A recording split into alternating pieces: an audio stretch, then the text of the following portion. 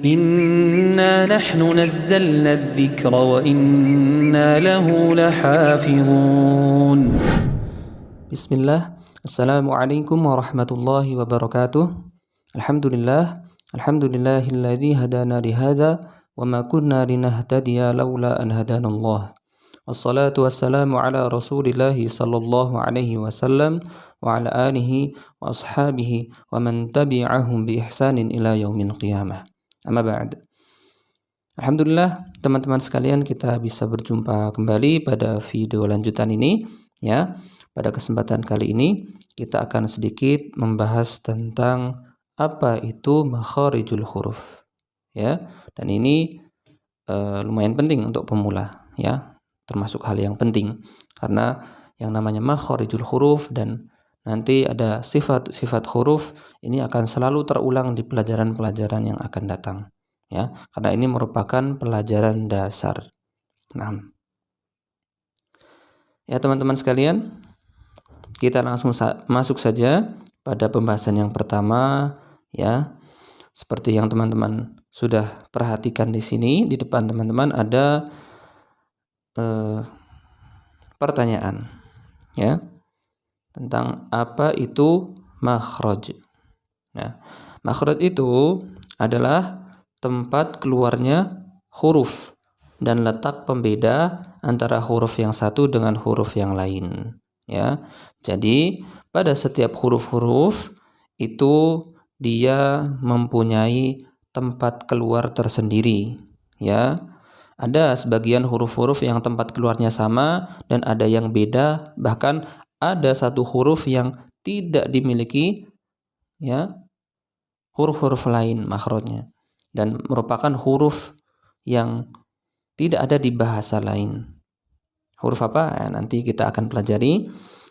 Lanjut teman-teman, yang kedua, ada berapa jenis makhraj.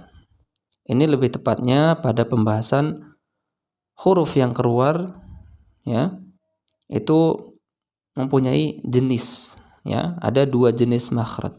Yang pertama adalah makhraj muhaqqaq, yang kedua adalah muqaddar.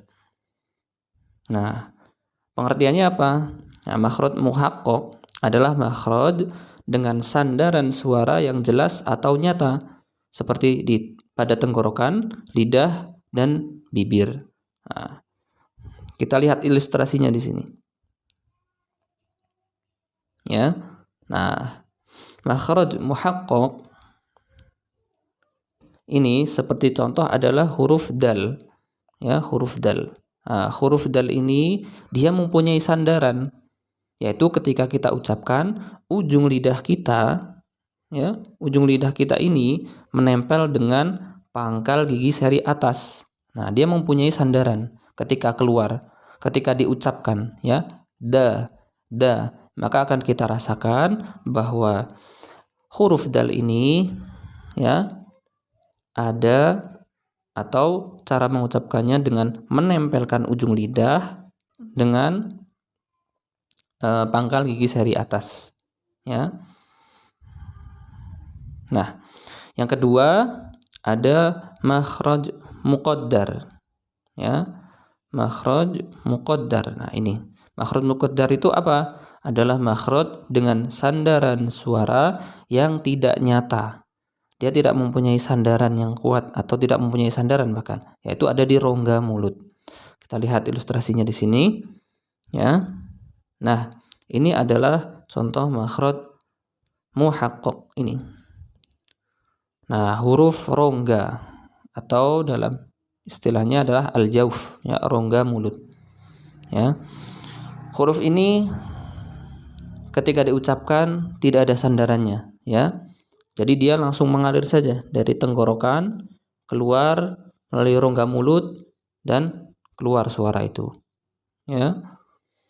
Jadi tidak ada sandaran bahwa harus ditempelkan sesuatu atau bagian-bagian tertentu ditempelkan dengan bagian yang lain agar memunculkan suatu bunyi. Nah, itu tidak. Nah, dalam makhraj muqaddar ini tidak ada sandaran. Nah, hurufnya ini adalah huruf-huruf mad, ya. huruf-huruf mad, yaitu alif yang diikuti dengan fathah, ya diikuti dengan kasroh, dan wawu diikuti dengan dhammah. Nah, ini adalah contoh dari alif madiyah. Alif mad. Ketika kita ucapkan, huruf mad ini kan dia panjang. Maka akan kita rasakan bahwa tidak ada bagian tertentu yang menempel dengan bagian yang lain. Ya, coba kita rasakan. Nah, teman-teman sekalian, kita masuk pada pembahasan yang berikutnya, yakni tentang bagaimana cara mencari makhraj dari suatu huruf. Ya. Nah, para ulama ini merumuskan makhraj, ya. Mereka ini merumuskan makhraj dan mengungkapkannya itu secara tertulis melalui proses tadzawuq. Apa itu proses tadzawuq? Yaitu proses bagaimana melafadzkannya, merasakannya, dan mengamati dengan seksama. Ya, maka muncullah cara ini, ya, yaitu ketika kita ingin mencari suatu makhraj dari satu huruf adalah dengan cara mensukun, ya. Di sini kita lihat mensukun atau mentasydid huruf tersebut. Ya, dan huruf tersebut kita awali dengan hamzah wasol atau hamzah yang berharokat fathah, kasroh atau dhammah. Bisa diganti dengan huruf ba, misal bisa, ya, ba berharokat fathah, ba berharokat kasroh, ataupun ba berharokat dhammah. Ya.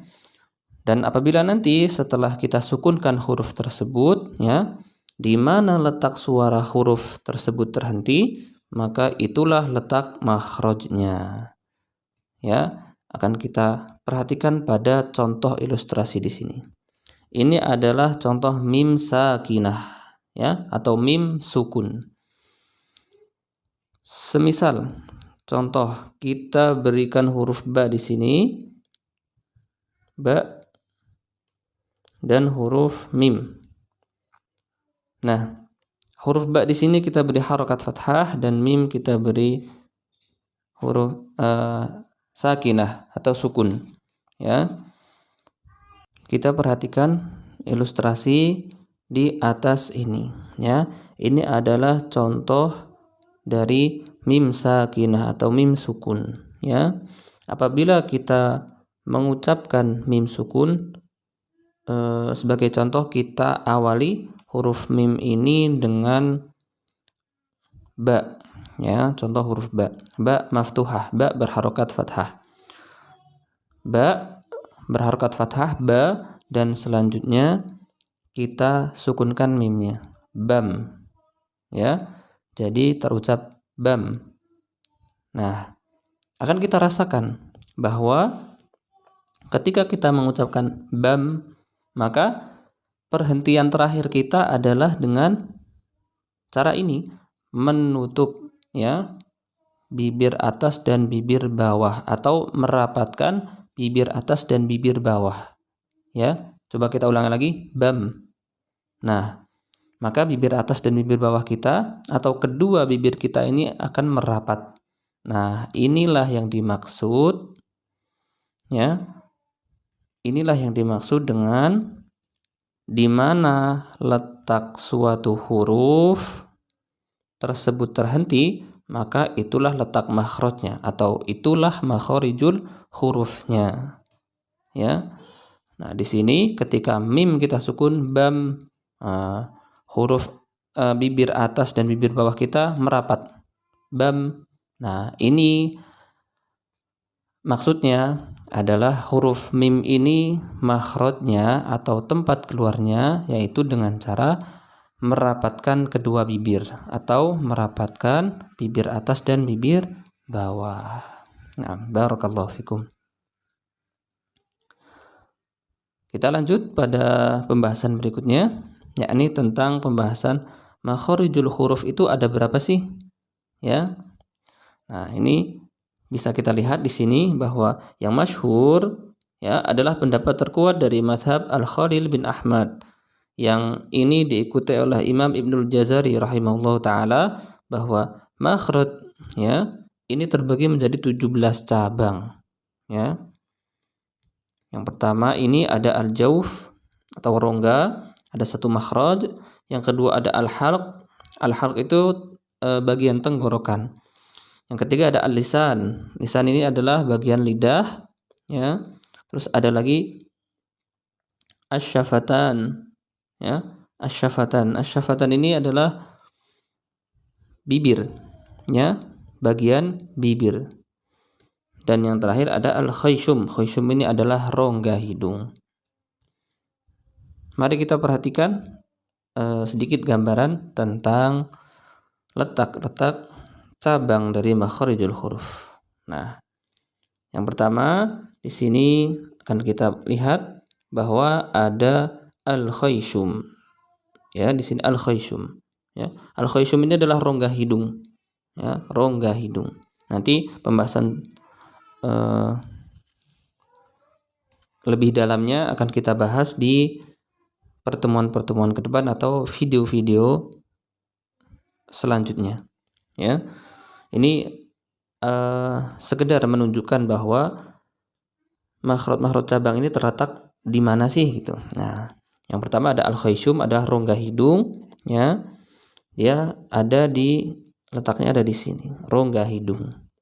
Ya, rongga hidung. Jadi nanti ada huruf yang kita ucapkan yang ketika diucapkan maka hidung kita akan bergetar, ya.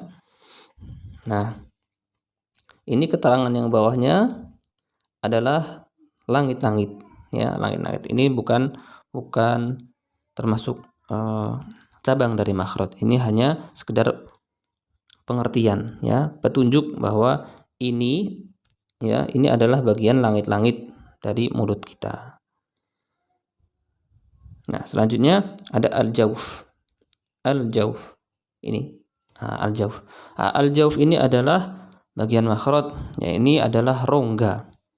Rongga, ya, seperti yang nanti akan diterangkan bahwa rongga ini termasuk di dalamnya ada dari rongga tenggorokan dan rongga mulut. Ya.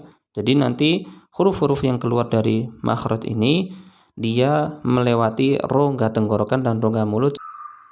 Ya. Nah, selanjutnya ada al-halq. Al-halq. Al-halq ini artinya adalah tenggorokan, ya. Nah, nanti pada makhraj al-halq ini akan terbagi lagi menjadi 3, ya. 3 cabang. Ada ujung, ada tengah, dan ada pangkal. Insyaallah di pertemuan yang akan datang nanti akan kita bahas.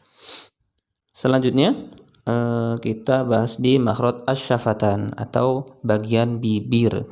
Bagian bibir ini dia mempunyai 2 cabang. Ya, mempunyai 2 cabang. Selanjutnya ada al-lisan. Ya, al-lisan. Ya. Al-lisan ini dia adalah cabang dari makhrijul huruf yang paling banyak hurufnya. Yang paling banyak hurufnya. Di bagian lisan ini nanti kita akan belajar begitu banyak huruf. Jadi nanti kita akan mempelajari banyak makhraj dari al-lisan ini, dari bagian lidah ini. Nah, ini ada keterangan sedikit al-isnan, ya, al-isnan ini adalah petunjuk saja sebagaimana pada petunjuk yang ini, ya, ini adalah langit-langit dan ini al-isnani adalah gigi, ya. Nanti ini gigi juga akan terlibat, ya, dalam pengucapan makhraj yang berada di cabang lisan atau lidah. Ya, kurang lebih demikian teman-teman, sedikit pembahasan tentang makhrijul huruf. Ya, mungkin nanti apabila ada kesempatan ada tambahan-tambahan yang lain, atau mungkin jika teman-teman ada yang ingin bertanya boleh silahkan ditulis di kolom komentar. Ya. Kita cukupkan pertemuan pada kali ini, ya. Semoga Allah Subhanahu wa taala memberikan kita ilmu yang bermanfaat, ya, dan seluruh pembelajaran kita dimudahkan oleh Allah Subhanahu wa taala. Tutup, subhanakallahumma wa bihamdika asyhadu an la ilaha illa anta astaghfiruka wa atubu ilaik. Wa sallallahu ala nabiyyina Muhammadin wa ala alihi wa ashabihi ajma'in. Assalamualaikum warahmatullahi wabarakatuh.